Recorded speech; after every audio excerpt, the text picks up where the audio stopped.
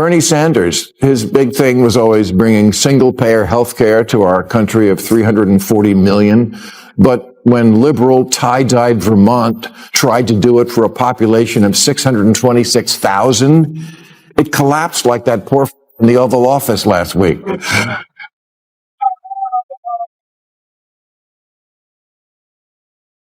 Bernie, AOC, Mandani are not Democrats. They'll be the first to tell you that. They're democratic socialists, and that's a very different thing, and I don't think people know that. Bill Maher recently voiced strong criticism of the far left, particularly AOC, claiming they are moving too far towards socialism, and the reaction was swift and intense. Since Zorn Mandy announced his candidacy for New York mayor, Maher has repeatedly expressed concern. Now that mine has won, he is even more alarmed by AOC's support for what he sees as an emerging socialist trend. According to Maher, this political clash is set to escalate significantly.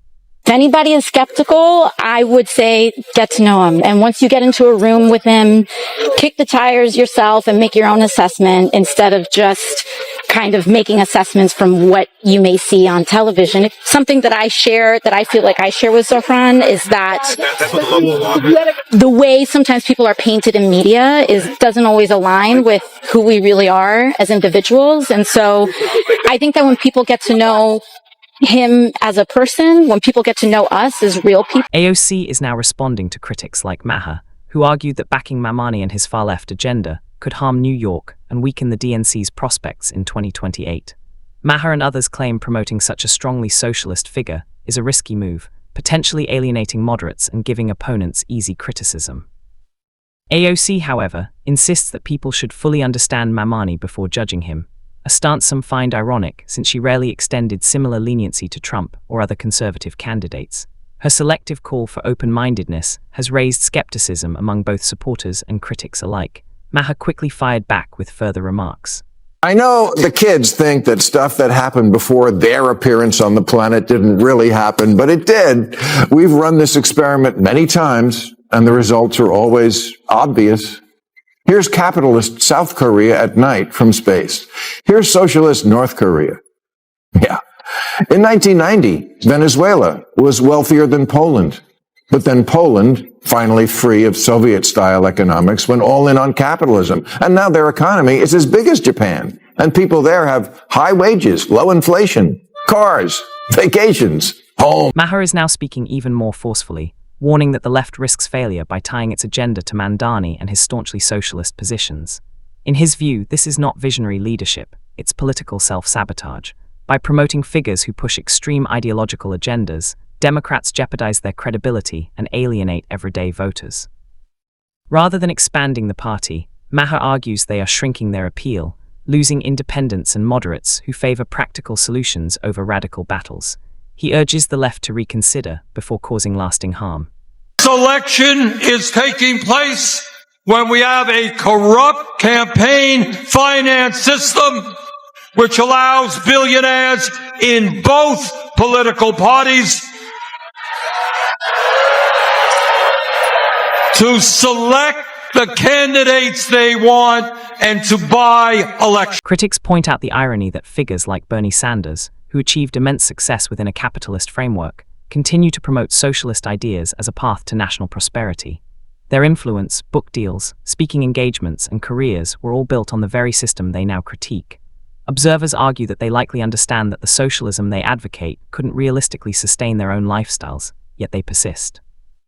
Calling for wealth redistribution while benefiting from capitalism comes across as idealistic, even impractical. Turned one of Latin America's richest countries into one of its poorest. Low wages, high inflation, shortages, outages, 8 million people fleeing. If you think New York can somehow reinvent this wheel, you're in for a rude awakening. Maher quickly addresses AOC and New Yorkers, emphasizing that socialism isn't a concept that can simply be refreshed like a new product. History shows that numerous attempts to implement similar ideas have repeatedly encountered serious economic challenges. Renaming or updating the ideology won't change long-standing patterns of disappointing results. Surprisingly, AOC recently argued that New York is not an exception, claiming it represents a model for the country's future. Maher counters this view, warning that embracing such a path could produce outcomes lacking stability or growth, consequences he believes are entirely foreseeable and fully avoidable if pragmatic caution is applied. Iran can't make your wishes come true. You're thinking of Zoltar. Democratic socialism is like a dating profile. Things look great until you meet up in the real world. For example, Bernie Sanders, his big thing was always bringing single-payer health care to our country of 340 million. But when liberal, tie-dyed Vermont tried to do it for a population of 626,000, it collapsed like that poor... Maher turns his attention to Bernie Sanders, highlighting a socialist initiative the senator implemented in Vermont. In Maher's view, the program faltered almost immediately after launch, illustrating a recurring pattern he often emphasizes. While the goals seemed inspiring on paper, promising fairness, hope, and moral appeal, real-world conditions quickly revealed significant flaws. Costs rose, disagreements intensified, and idealistic plans clashed with the practical demands of governing a community. Maher contends that Sanders' Vermont attempt wasn't merely a misstep. It demonstrated that good intentions alone cannot replace effective governance. He warns that large-scale socialist policies often bring inefficiencies, shortages, and financial instability, even in relatively supportive environments. Sanders, his big thing was always bringing single-payer health care to our country of 340 million. But when liberal, tie-dyed Vermont tried to do it for a population of 626,000, it collapsed like that poor in the Oval Office last week.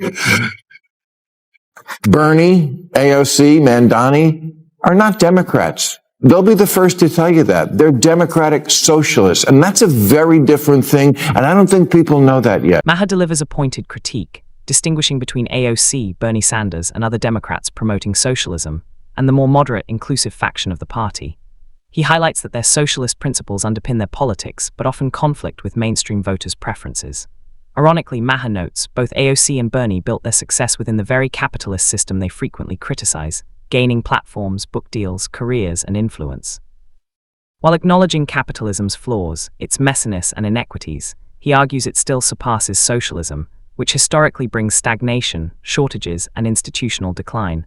Capitalism continues to foster innovation, opportunity, and upward mobility, advantages rarely sustained under socialist systems. Tommy seems like a nice guy, and I congratulate him on an extraordinary political achievement. But before the whole left side of the country catches socialism fever, let's listen to the other big winner in last Tuesday's election, Virginia Governor-elect Abigail Spanberger, who, before the 24 election, said things like, if the party didn't shift to the center, we will get torn apart. And we need to never use the word socialist or socialism ever again. Well, she was right, but they didn't listen. Typical, am I right, ladies? Abigail Spanberger's warnings largely went unheeded, and the DNC now seems to be rapidly embracing more openly socialist policies, alarming many critics. This trend reflects a vocal, uncompromising faction within the party, driven more by fringe activists than mainstream members. It is not championed by moderates, independents, or everyday Democrats, but by a small, outspoken group prioritizing ideological change over election success. Many mainstream Democrats remain silent, interpreted by some as tacit approval. By ignoring these radical voices, the party risks letting its future be shaped by a minority. Spanberger's practical, voter-focused advice was largely overlooked by leadership. The party has a clear choice here, very clear. One wing is saying, don't ever use the word socialist again, and one is saying, I am a democratic socialist! Clear, huh? So how do we decide who's right? Well, it turns out we don't really have to flip a coin. We have the evidence. In 2024, 13 Democrats won.